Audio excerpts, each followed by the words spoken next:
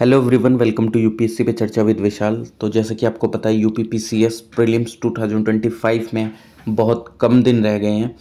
तो अब इस टाइम पे आपको क्या करना चाहिए? देखो, सबसे पहली चीज़ मैं आपको ये बताऊंगा कि कोई भी न्यू मटेरियल नहीं पढ़ना है। यानी कि कोई भी न्यू मटेरियल, कोई भी न्यू बुक या कोई भी न्यू कंसेप्ट बिल्कुल भी नहीं पढ़ना है। भले से आपने वो कंसेप्ट पहले पढ़ा है नहीं पढ़ा है, डजेंट मैटर। अब आप कोई भी न्यू कंसेप्ट नहीं पढ़ेंगे। सेकंड चीज़, जो भी आपके नोट्स थे, जो भी आपने नोट्स बना रखे हैं, उनको आप रिवाइज़ करिए। जितना ज़्यादा रिवाइज़ करेंगे उतना ज़्यादा आपके लिए सही रहेगा। क्यों? क्योंकि मान लीजिए कि आपके लिए एक सामने आपके एक इजी क्वेश्चन आ जाता है, या मैं आपको एक इजी क्वेश्चन दे देता हूँ, और अगर आप उसमें कंफ्यूज हो रहे हैं तो वो आपकी गलती है, क्योंकि बाकी लोगों ने रिवाइज़ करा और आपने अपने बेसिक नोट्स ही रिवाइज़ नहीं करे। तो एटलीस्ट ऐसा होना चाहिए कि जो सब लोग सही कर रहे हैं वो तो आप गलत ना करें, क्योंकि जो सब लोग सही कर रहे हैं और आप उसको गलत कर रहे हैं तो वो एक गलत चीज़ हो जाती है, वो एक नेगेटिवली इम्पैक्ट करता है। तो नोट्स को अपने रिवाइज़ करिए ज़्यादा से ज़्यादा जितना हो सके। उसके बाद थर्ड मोस्ट इम्पोर्टेंट चीज़ क्या है कि आपने जो भी टेस्ट सीरीज लगाई हैं, आप उनके सॉल्यूशंस को पढ़िए। सॉल्यूशंस को पढ़िए, आप सॉल्यूशंस का रिवाइज करिए। और उससे क्या होता है कि देखो, कई बार क्या होता है, अगर हमने कोई भी सब्जेक्ट नहीं पढ़ा होता है तो जो हम टेस्ट सीरीज लगाए किसी भी सब्जेक्ट के, फुल लेंथ टेस्ट वगैरह ये आपने लगाए होंगे, तो वहाँ से आपको चीज़ें क्लियर हो जाती हैं, वहाँ से आपकी चीज़ें रिवाइज हो जाती हैं। ठीक, वहाँ से एक मतलब आपको पूरा एक ओवरव्यू मिल जाता है चीज़ों का, और आपको कुछ नई एक्स्ट्रा चीज़ भी पता चल जाती है, और वहाँ से कुछ करंट अफेयर्स भी कवर हो जाते हैं। मैं तो ये भी कहूँगा कि अगर किसी ने सिर्फ टेस्ट सीरीज भी करी है तो वो भी मोर देन इनफ हो जाता है। अगर कोई काफ़ी दिनों से तैयारी कर रहे हैं, उन्होंने सिर्फ टेस्ट सीरीज भी करी है, तो ये मोर देन इनफ है। और टेस्ट सीरीज किसकी करनी चाहिए यार? देखो, मैं तो ये बोलूँगा, आप ध्येय आईएएस की कर लीजिए। ठीक ध्येय आईएएस के मतलब मैं ये नहीं बोल रहा कि आप अभी टेस्ट अटेम्प्ट कर लो। इफ़ अगर आपके पास टाइम नहीं है टेस्ट अटेम्प्ट करने का, तो आप एटलीस्ट सॉल्यूशन की रीडिंग कर सकते हैं। ठीक, उससे क्या होगा कि आपको एक क्लैरिटी मिल जाएगी, क्लैरिटी ऑफ थॉट्स वगैरह, ये सारी चीज़ें क्लियर हो जाएंगी। क्योंकि कई बार क्या होता है कि जो नोट्स आपने पढ़े हैं उसके अकॉर्डिंग क्वेश्चन नहीं आता है।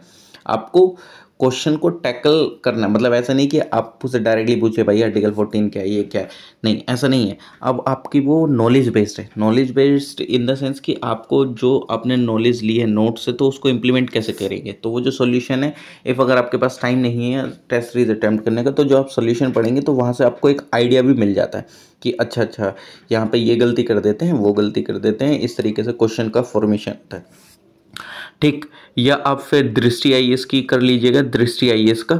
और इफ़ अगर पॉसिबल हो तो मैं तो ये बोलूँगा कि आप विज़न की भी टेस्ट सीरीज कर लेना है, मतलब पूरी नहीं, अगर आपने एटलीस्ट ये सब्जेक्ट वाइज वाली टेस्ट सीरीज कर ली इसके 20-22। ठीक, मतलब ये सारे नहीं करने हैं, वरना ऐसे तो आपके बहुत सारे हो जाएंगे। मैं आपको टाइमली बता रहा हूँ। देखो, DAIS के लगभग एटलीस्ट 12 टेस्ट वगैरह इसके भी इतने समथिंग होंगे। विज़न के अगर देखें तो 35 होते हैं, लेकिन अगर सब्जेक्ट वाइज देखें तो इसके टोटल 24 के आसपास पड़ जाते हैं। ठीक, मैं तो ये बोलूँगा कि आप पहले DAIS या दृष्टि आईएएस दोनों में से किसी को कंप्लीट कर लीजिए। इफ़ अगर उसके बाद आपके पास टाइम बचता है तो आप विज़न आईएएस के सेक्शनल टेस्ट के सॉल्यूशन पढ़ लीजिएगा। मैं अटेम्प्ट करने की बात नहीं कर रहा हूँ, मैं सिर्फ सॉल्यूशन रीडिंग की बात कर रहा हूँ। क्योंकि जिस हिसाब से यूपीपीसीएस का प्रीलिम्स आ रहा है और आपने 2024 का देखा है, तो आप के लिए ये बहुत ज़्यादा फ़ायदेमंद हो जाएगा। ये भी नहीं है कि आपने विज़न का नहीं करा तो आप नहीं कर सकते। ये एक एक्स्ट्रा एडिशन के लिए मैं आपको बता रहा हूँ, आपका मतलब थोड़ा सा और अच्छा हो जाएगा आपके लिए, वरना अगर नहीं भी करेंगे तो भी कोई दिक्कत नहीं है। ठीक, तो आप सॉल्यूशन रीडिंग तो ज़रूर करिएगा। उसके अलावा आप PYQs को देख लीजिएगा। ठीक, PYQs को देख लीजिएगा। मैं तो बोलूँगा कि एटलीस्ट अगर 10 साल का हो पा रहा है तो ठीक है, बट मिनिमम 5 ईयर्स का तो आप देख ही लीजिएगा। मतलब आपको साथ में, मतलब अगर आपके नोट्स रिवाइज हो गए हैं, आपने कोई न्यू चीज़ नहीं पढ़ी है, तो आप इन दोनों चीज़ों पे फोकस करिए अभी फ़िलहाल, PYQs और ये जो टेस्ट सीरीज के सॉल्यूशंस वगैरह। यहाँ से आपके अच्छे खासे चांसेस बन जाएंगे क्लियर होने के पेपर को।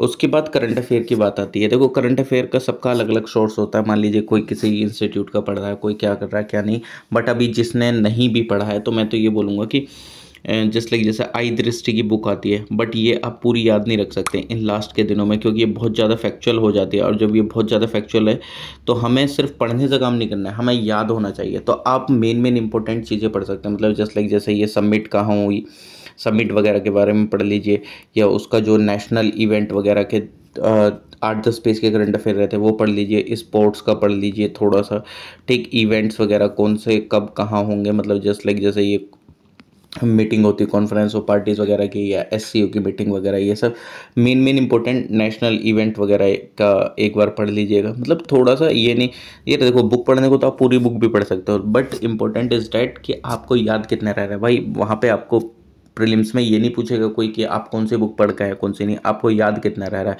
तो आप वो स्पेसिफिक एरिया देखिए कि जहाँ से क्वेश्चन बनते हैं, ठीक। आप पूरी बुक याद नहीं रख सकते हैं आप, अगर भाई साहब मैं तो आपका आईक्यू नहीं जानता, बट हाँ फिर भी एक चीज़ बोलूँगा कि इफ़ अगर आपका मतलब आईक्यू जो वो काफ़ी तगड़ा है तो फिर तो आप याद रख लेंगे हर एक किताब को, बट मेरे जैसे एक नॉर्मल इंसान के लिए तो ये पॉसिबल नहीं होता है कि मैं हर एक फैक्चुअल चीज़ को याद रख सकूँ, ठीक। और मैं आपको एक और चीज़ बोलूँगा, जो भी आप करंट अफेयर पढ़ रहे हैं वो इतने स्ट्रॉन्ग होने चाहिए, मतलब उनका रिवीजन इतनी बार हो जाना चाहिए कि अगर आपको वहाँ से कोई भी करंट अफेयर पूछ लिया जाए तो आप उसको बता सकें, ठीक।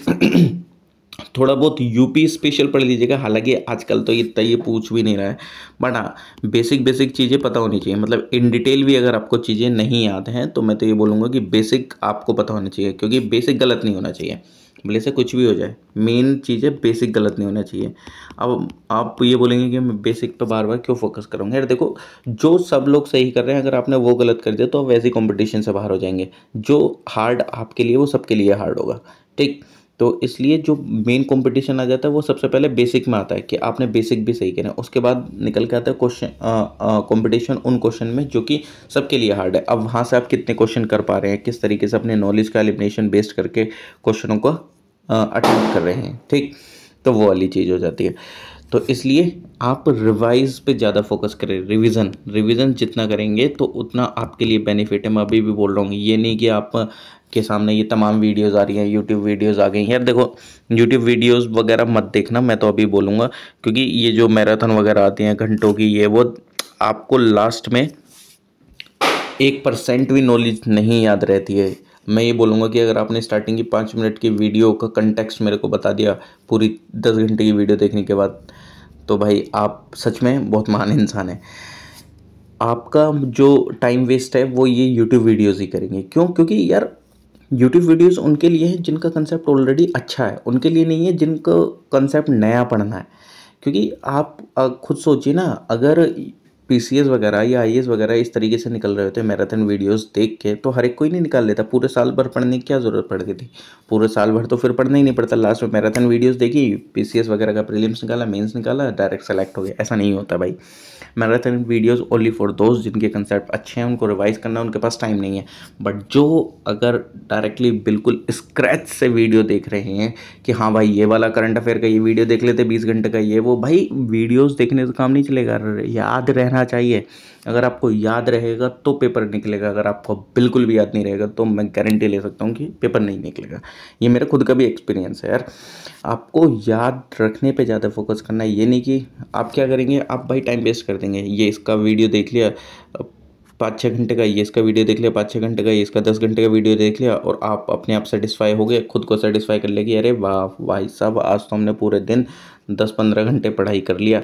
बट वो 10-15 घंटे का जो पढ़ाई है वो आपको सफिशिएंट कर दिया है, बट ये आपके लिए कितना नेगेटिव इम्पैक्ट कर रहा है ये आपको एग्जाम में पता लगेगा। क्यों? क्योंकि वो एक तरीके से टाइम वेस्ट हुआ आपका। क्यों? क्योंकि वहाँ से चीज़ें याद नहीं रह रही हैं, और वो सिर्फ आप अपने आप को सेटिस्फाई कर रहे हैं। फिर बाद में आप अपने आप को ये बोलते हैं कि भाई यार मैंने इतने इतने घंटे पढ़ाई करी बट मेरा एग्ज़ाम क्लियर नहीं हुआ।